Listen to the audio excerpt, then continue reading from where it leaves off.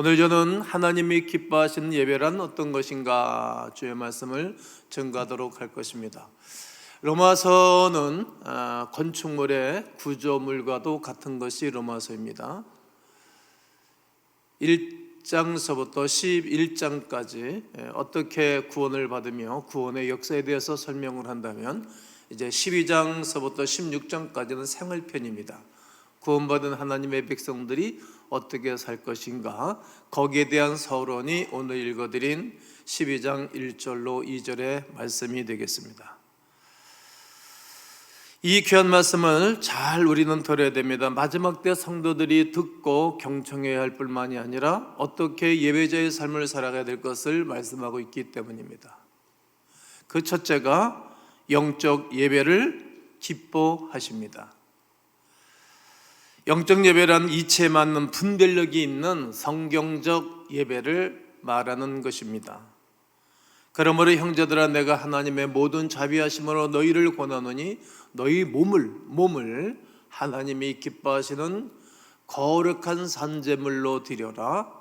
이는 너희가 드릴 영적 예배니라.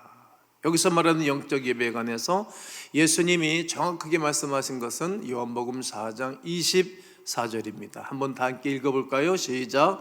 하나님은 영이시니 예배하는 자가 영과 진리로 예배할지니라. 영적 예배는 형식적인 예배가 아닙니다. 제가 몇십 년 동안 내가 설교를 했잖아요.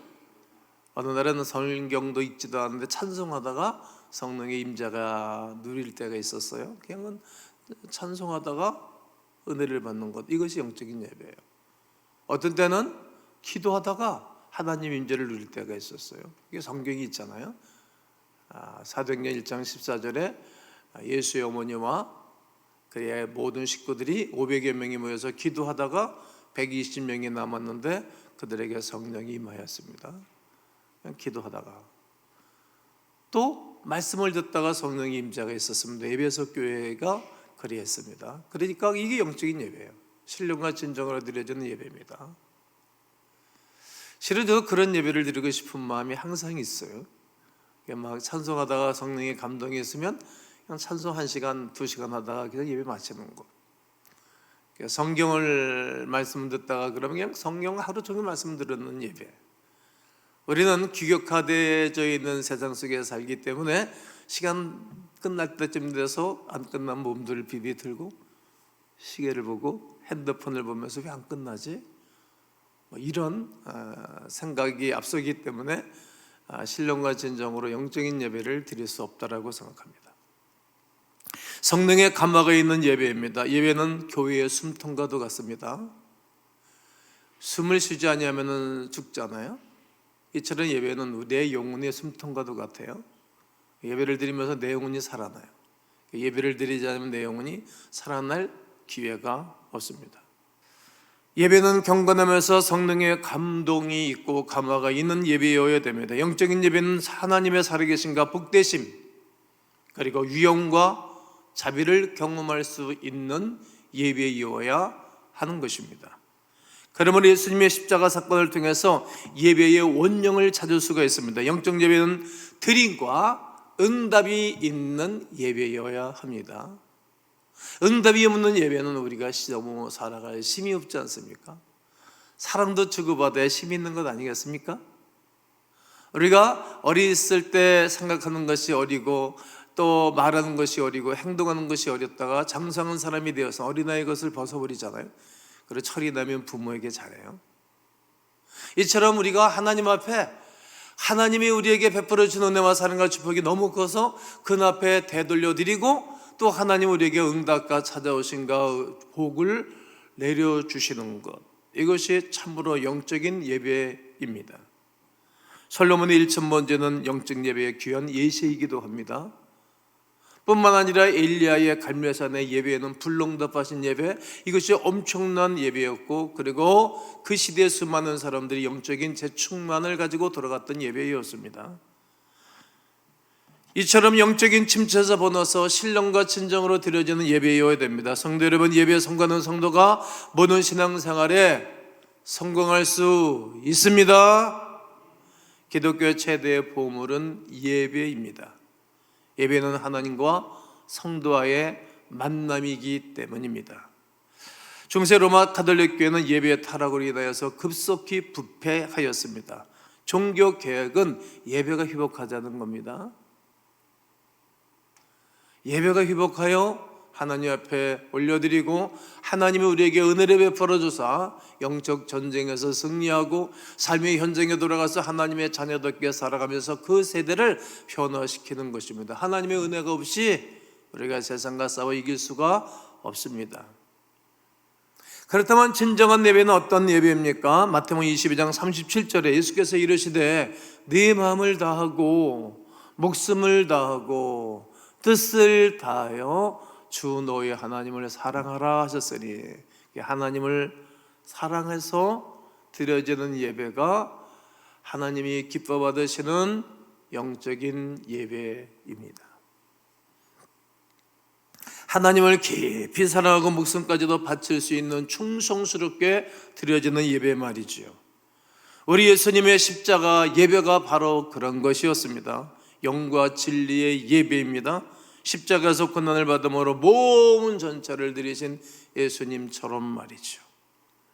끝까지 순종하신 예수님, 하나님을 사랑하시되 끝까지 사랑하시면서 하나님이 자기에게 맡겨진 사명을 잘 감당했던 예배가 바로 온전한 예배였습니다. 우리도 예수 그리스도처럼 예배해야 됩니다. 요한복음 17장은 전체가 1절에서부터 끝절까지가 예수님의 기도입니다. 그 기도 가운데에 3절을 보면 영생곧 유일하신 참 하나님과 그가 보내신 자 누구를? 예수 그리스도를 아는 것입니다. 아버지께서 내게 하라고 주신 일을 내가 이루어 아버지를 이 세상에서 영화롭게 하였사오니, 이 세상에서 우리 하나님 아버지를 영화롭게 하는 것, 또 아버지기여 창세전에 내가 아버지와 함께 가졌던 영화로서 지금 예수님은 창세 이전서부터 성부 성자 성령의 하나님으로 함께 계셨던 그 영화로서 영광스러운 존재로서 지금도 아버지와 함께 나를 영화롭게 하옵소서. 이 땅에 오시는 모든 시간들, 삶을 통하여 사역을 통해서 하나님의 이름을 영화롭게 해드렸다는 말이죠. 또 세상 중에서 내게 주신 사람들에게 내가 아버지의 이름을 나타내었나이다. 하나님 아버지의 이름을 예수님 당신을 통해 나타내셨어요. 그러니까 나를 통해서 예수님을 끊임없이 나타내야 되겠죠. 영적인 드라마를 써야 됩니다. 또 그들은 아버지의 것이었는데 내게 주셨으며 하나님 아버지의 모든 것이었는데 당신 예수에게 주셨고 그들은 아버지의 말씀을 지켰나이다. 하나님 아버지의 말씀을 지켜 나가는 것입니다. 정리를 다시 해드리면 예수 그리스도를 아는 것입니다. 아멘입니까? 아버지를 이 세상에서 가장 영화롭게 해드리는 거예요.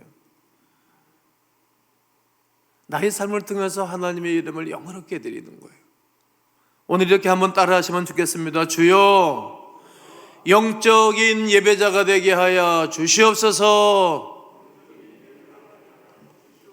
이 세대를 본받지 않을 때 하나님이 기뻐하십니다.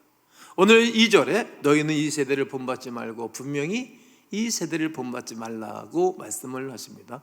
여러분, 세대마다 사람들이 가치를 바꿔요. 유행도 바뀌어지고 옷 입는 것도 바뀌잖아요. 제가 옷을 타이트하게 탁 입잖아요. 바지도 통을 주마다. 그래서 앉아있을 때마다 얼마나 힘든지 몰라요. 어디 지방에 갈 때는 이 옷을 다, 제 차가 좀 높으니까 다 걸어놓고 편안한 옷 입고 갔다가, 그러고 가서 옷을 딱 갈아입고 내가 일을 봐요. 그게 요즘의 문화예요. 근데 요즘 또 다시 바지 통머리가 넓어졌어. 내가 저것을 또 넓은 옷을 내가 또 해봐야 되냐 안 해봐야 되냐 좀 고민스러워요. 목사가 뭐 유행을 그렇게 민감하게 따를 필요는 없겠고, 그 시대마다 옷 입는 것도 가치가 바뀌어져요. 우리는 이 세대를 본받지 아니하는 것 아니겠습니까? 하나님이 기뻐하시는 예배란 이 세대를 본받지 않는 것입니다. 이 말씀은 곧 성도가 세상 사람의 모양대로 살아서는 아니 된다는 뜻이기도 합니다. 하나님이 기뻐하시는 예배란 성도가 세 속에 물들지 않는 삶을 살아가는 것입니다. 그리고 적극적으로 누구를? 예수 그리스도를 닮아가는 것입니다. 그분을 닮아가는 거예요. 그런데 하나님이 기뻐하시지 않겠어요? 우리의 자녀들이 나의 가치를 내가 원하는 대로 살아가면 부모가 기쁘죠. 내가 원하는 대로 살지 않으면 기분 나쁘잖아요. 특별히 아버지들은 아들에게 관심이 높기 때문에 더하죠. 저 같은 경우도 피할 수 없는 생각입니다. 그런데 말이죠, 오늘날 사람들이 추구하는 세상적인 정신이 무엇이라고 생각합니까? 인본주의 아니겠습니까? 하나님을 기쁘시게 하는 신앙을 버리고 사람의 쾌락을 추구하는 인본주의 말입니다. 하나님 없이 살아갈 수 있다라고 말하는 거예요. 하나님 없이 살아가면서 이 세상의 풍습을 따라가고 풍습을 즐기는 것, 이것이 세속적인 것입니다. 야고보 7장 27절에 야고보는 하나님 아버지 앞에서 정결하고 하나님 아버지 앞에서 정결하게 사시오. 더러움이 없는 경건. 여러분, 더럽게 살면서 경건주의로 산다면 이건 이상하잖아요. 썩겠잖아요. 그 경건은 고아와 가부를 환난 중에 돌보는 것이다. 그러니까 다른 사람들에게 선한 영향력을 끼치며 살아가는 것이 세상에 세속화되지 않는 것이고, 또 자기를 지켜, 자기 자신을 지켜 세속에 물들지 아니하는 그것이니라고 야고보 사도를 통해서 말하는 것입니다. 인간 중심의 삶을 사는 것은 결국은 아무것도 없는 무의미한 인생이라는 말이죠. 육적 쾌락을 위해 그들의 모든 삶에서 하나님을 몰아내고 하나님으로부터 자유를 선포했습니다. 여러분, 인간의 참 자유는 하나님 안에서 그분의 말씀을 따라 살아갈 때 인간에겐 최고의 자유가 주어지는 것입니다. 성도의 축복은 다름 아닌 말씀을 따라 사는 것입니다. 나침반을 딱 들고 다니면 험난한 항해길을 걷는다 할지라도 다시 방향을 잡아요. 방향을. 나침반이 그래서 중요한 것입니다. 이렇게 나침반보다도 더 정확하고 분명한 하나님의 말씀을 딱 붙잡고 이 땅을 살아가는 것입니다. 우리가 세속화되지 않는 삶을 살아가는 것입니다. 궤도를 다니는 열차가 궤도를 벗어나면 어떤 일이 벌어집니까? 모든 재산적 손실이 있고 그 기차 안에 있는 사람과 물건이 다 손실이 됩니다. 탈선하면 열차가 망가지는 것처럼 우리가 벗어나면, 하나님 말씀에서 벗어나면 모든 영혼과 삶 전체는 파멸로 치닫는 것입니다. 그러므로 우리가 해야 할 일이 있습니다. 말씀을 따라 살아가는 것입니다. 한번 아멘 해보실까요? 세속화가 아니라 예수화 되어져야 합니다. 예수 그리스도와 그의 뜻을 따라 살아가는 것입니다. 세속적 인본주의 중 가장 크게 두드러진 사상이 무엇인지 아십니까? 배금주의입니다. 돈을 행복의 척도로 삼는 것입니다. 돈이 이 땅을 살아가는 데 꼭 필요하지만 그것이 행복의 척도는 아닙니다. 돈 많이 생겨서 망가진 사람들 너무 많습니다. 차라리 그런 사람들은 적당한 수익과 적당한 어렵게 살아가는 것이 그 인생의 축복이었다는 것을 우리가 수없는 사람들을 통해서 보게 됩니다. 배금주의는 돈이면 인간은 행복하다라고 말하는 것입니다. 돈이 있으면 무엇이든지 할 수 있다는 생각, 돈을 우상으로 생각하는 사람은 타락할 뿐만 아니라 나중에 망가진다는 것입니다. 이에 대해서 바울 사도가 이렇게 경계하는 것입니다.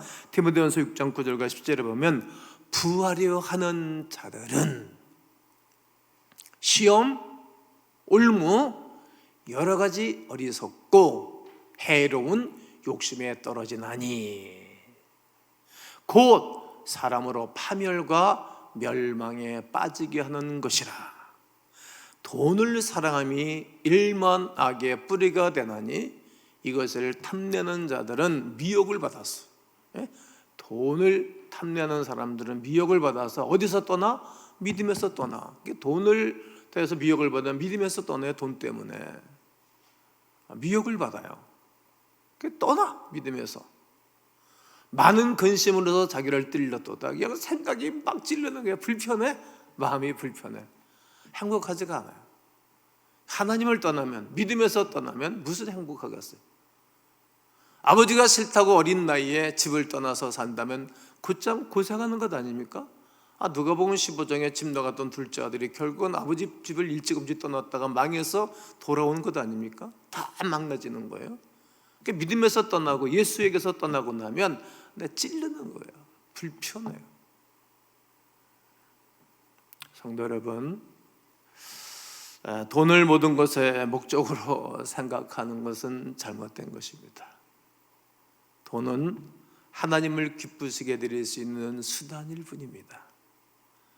물질 문제에 있어서 예외 없이 하나님의 주권을 높이시기를 바랍니다. 물질은 하나님이 주신 것입니다. 물질은 하나님이 주신 것입니다. 누리게 하심으로 누리는 것입니다. 누리지 못하는 것도 죄다. 솔로몬은 그의 전도서에서 고백하는 것을 듣습니다. 주께서 아무 때나 필요하시다고 하면 다 드리는 것입니다. 이것이 물질입니다. 다윗은 성전 건축, 어느 날 생각해 보니까 하나님 나에게 베풀어주는 은혜가 너무 큰 거예요. 그래서 하나님을 기쁘시게 해드리자. 그리고 성전 건축을 하려고 하는데 나단 선지자가 너 안 돼 임마, 네가 왕이다고 돈만 있다가 내가 네 손에서 받을 줄 알아? 안 돼. 그리고 거절을 했어요. 참 뭐든지 할 수 있는 왕의 자리 아닙니까? 다윗의 정치 시절에 하루에도 20성읍씩 20나라씩 뺏어버렸으니까 전쟁하고 나면 전리품이 생기는 거 아닙니까? 엄청난 전리품이 생기는 거예요. 다 그의 소유가 되는 것 아닙니까? 그런데 하나님이 안 된다는 거예요. 그 솔로몬 그 아들을 통해서 성전 건축을 받으시고 성전 봉헌식을 해요. 하나님을 기쁘시게 드리겠다는 거죠. 구약에 하나님의 역사하시면 눈에 보이는 것을 지워드리는 거예요. 근데 신약에 와서 하나님은 교회 건축하는 것도 물론 중요하지만 사람을 세우는 거예요. 사람을. 바울은 이걸 알았어요. 그래서 바울이 가는 곳마다 사람들을 만나서 도둑놈도 만나서 사람 변화시키고, 도둑놈 오네시보 그런 사람 아닙니까? 바울이 가는 곳마다 하나님을 만나게 해서 그 사람이 하나님의 일꾼으로 세워지는 거예요. 그 사람이 성전인 거예요.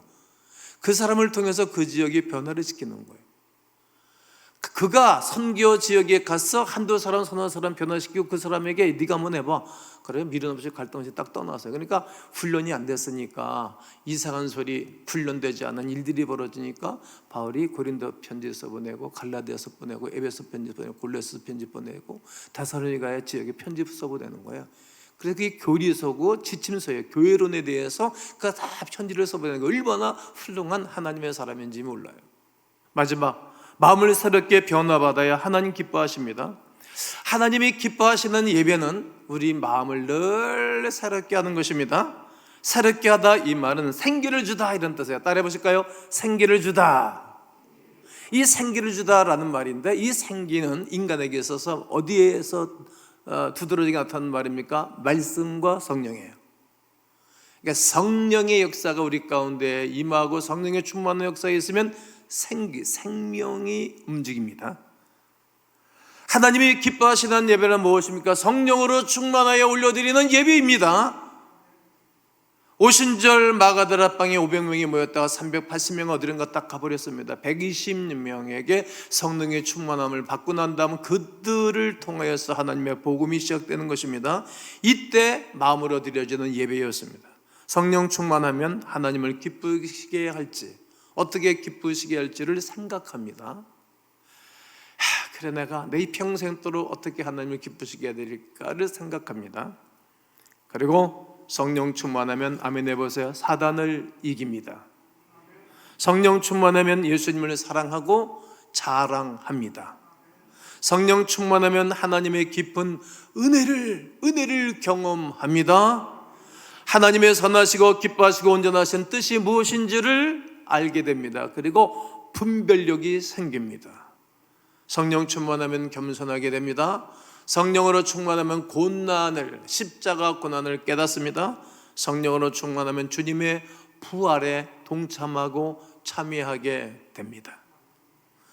요목 1장 11절에 자기 땅에 오며 자기 백성들이 영접하지 아니하였으나 이 땅에 예수님이 오셨을 때 많은 사람들이 성령으로 충만하지 아니하고 세속화되어져 있었기 때문에 예수님을 알아보지 못한 것입니다. 오히려 그를 옥에 가두고 침뱉고 때리고 십자가 못 박혀 죽게 했던 것입니다.